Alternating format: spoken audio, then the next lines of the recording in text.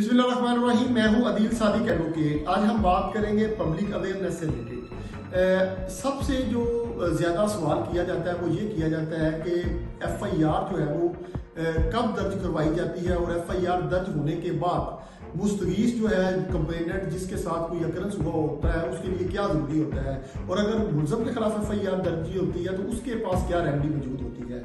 अगर किसी शख्स के साथ काबिल दस्त अंदाजी पुलिस जो है वो जुल्म होता है, डकैती चोरी हो गई उसके साथ, उसको किसी ने शदीद किस्म का मारा पीटा है, कोई वेपन के जरिए उसको थ्रेट किया है या उसको अगवा करने की कोशिश की है, कोई भी संगीन जुर्म किया है, तो उसके पास जो सबसे पहली रेमेडी मौजूद ये होती है कि वो इस अकरस से रिलेटेड जो है वो पुलिस को इन्फॉर्म करे। उसकी 3 किस्म की इकसाम है कि आप 15 के तहत इतला दे सकते हैं, आप जुबानी जाकर भी इतला दे सकते हैं और आप रिटर्न एप्लीकेशन की सूरत में भी उसको इतला दे सकते हैं।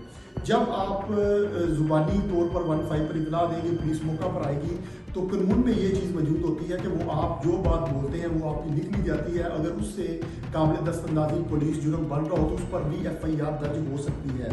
लेकिन ये चूँकि प्रैक्टिस आमतौर पर मौजूद नहीं है, मोस्टली यही होता है कि आपने रिटन फॉर्म में एप्लीकेशन देनी होती है। जिस वक्त आपने रिटन फॉर्म में एप्लीकेशन देनी होती है तो वहाँ पर जो सबसे इम्पोर्टेंट चीज़ होती है, आपने ये देखना होता है कि किस जगह पर आपके साथ जो है वो अकरंस हुआ है, किसने आपके साथ अकरंस किया है, उसके बाद उस वक्त कौन सा असला मौजूद था, वो किस चीज़ पर आया है, कौन से गवाहान हैं, टाइम और डेट, ये चीज़ें आपने इम्पोर्टेंट तौर पर लिखनी होती है। और साथ में ये भी लिखना होता है कि आपके साथ उसने वक़ूआ किस लिए किया है, जो आपने मोटिव है उसको भी मेंशन करना होता है। उस पर भी जो आपकी FIR दर्ज हो जाती है, और जब आपकी FIR दर्ज हो जाती है तो उसके बाद जो अमल तफ्तीश जब स्टार्ट हो जाती है, वो तफ्तीश का अमल स्टार्ट हो जाता है। उस पर ये होता है कि पुलिस जो है वो मौका विजिट करती है, तफ्तीशी ऑफिसर जो है वो आके देखता है कि आपके साथ किस जगह पर अकरंस हुआ है।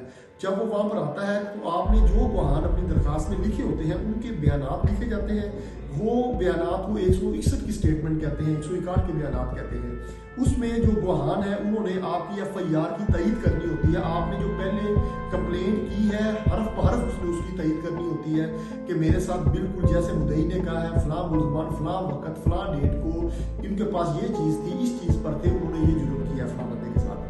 ठीक हो गया। वो चीज़ें जो है वो आपने 161 में जो है वो लिखनी होती हैं। फिर आपने उस जगह का IO नक्शा बनाता है, आपने पॉइंट आउट करना होता है कि हम इस जगह पर खड़े थे, नक्शे में ये इस जगह पर खड़ा था, वो पॉइंट होते हैं किस जगह पर इसने खड़े होकर कौन सा एक्ट किया, कौन सा गवाहान किस पॉइंट पर खड़ा था, उनके फासला ज़्यादा आपने बताने होते हैं। इर्द गिर्द का जो है वो महल्ले को बताना होता है, मशरिक साइड पर क्या था, मगरिब साइड पर क्या था, शिमाल के साइड पर क्या था, जनूब के साइड पर क्या था। ये इसका ताल्लुक है मुद्दई के केस के साथ। अब मुलज़म के पास जो रेमेडी मौजूद होती है वो रेमेडी मुलज़म ये मौजूद होती है कि जब उसके इल्म में ये बात आई कि मेरे खिलाफ FIR दर्ज हो गई है, तो जो उसके पास फर्स्ट जो है वो रेमेडी मौजूद होती है वो प्री अरेस्ट बेल होती है, जिसको अबूरी ज़मानत कहते हैं, जो कि एडिशनल सेशन जज साहब की जो है वो पावर होती है। उस कोर्ट में उसने अपनी अबूरी ज़मानत फाइल करनी होती है और फिर जो है वो उस वहाँ पर अपनी जो है वो बेगुनाही उसने साबित करनी होती है। Thank you very much.